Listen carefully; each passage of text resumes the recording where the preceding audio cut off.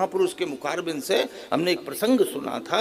एक ब्राह्मण देवता थे, वो ब्राह्मण देवता ने 4 वेद 6 शास्त्र 18 पुराण कंठस्थ कर लिए, उनको कंठस्थ हो गए, पर वो सार नहीं पकड़ पा रहे कि सार क्या है, ये वेद में पुराण में शास्त्र में सार क्या है। बड़े बड़े साधु संत महात्मा से मिले, सबने मना कर दिया, भैया जितना तुम जानते हो उतना तो हम भी नहीं जानते।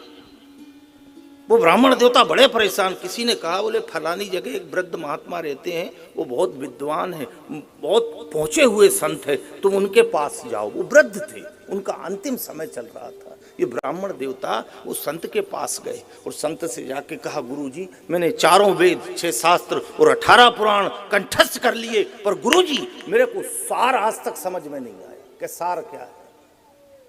गुरुजी ने कही, एक काम करो, तुमको जितना याद है उतना सब लिख के लाओ, जाओ।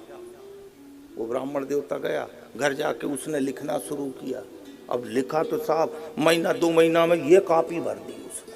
अब वो लेके गया, गुरुजी मेरे को इतना याद था, मैंने सब लिख दिया। वो गुरुजी ने कहा, भैया इतना समय नहीं है, मैं इतना नहीं पढ़ सकूं, और कम करो। वो ब्राह्मण देवता ने फिर महीना भर लिखा, आधी कॉपी करके लाया। ब्राह्मण देवता फिर वो कॉपी लेके गए, गुरुजी इतनी कॉपी है, इतना समय नहीं है कि मैं इसको भी पढ़ सकूं, और कम करो। 1-2 कॉपी से 1 कॉपी पे आया, 1 कॉपी से आधी कॉपी पे आया। धीरे धीरे धीरे धीरे घटते घटते घटते 1 पन्ना पे आ गया।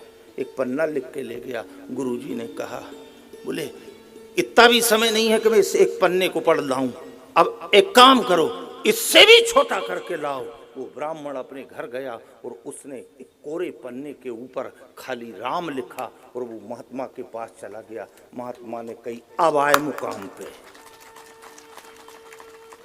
अब आए तुम मुकाम पे। इतने दिन से तुम ये माथा पे भार लेके फिर रहे थे, वेद पुराण शास्त्र साहब, पर आज तुम मुकाम पे आए। इस पन्ने पे तुमने जो राम लिखा है, बस जगत का सार ये राम ही है।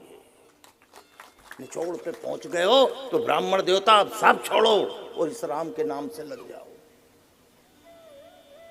ये माथा पे भार लेके फिर, कई को बहुत भार है साहब, कई जगह हम भी जगह जगह कथा बांचने जाते, कई को बहुत भार है,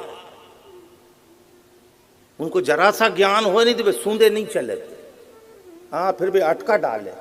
कई जगह हम जाते, लोग हमसे भी उल्टे सीधे प्रश्न करते, पंडित जी बताओ रामायण जी में ऐसा क्यों लिखा, भागवत जी में ऐसा क्यों लिखा। हम तो कह देते, भैया मैं भाना ही था, नहीं तो उनसे मना कर दे तो मत लिखो भैया, है?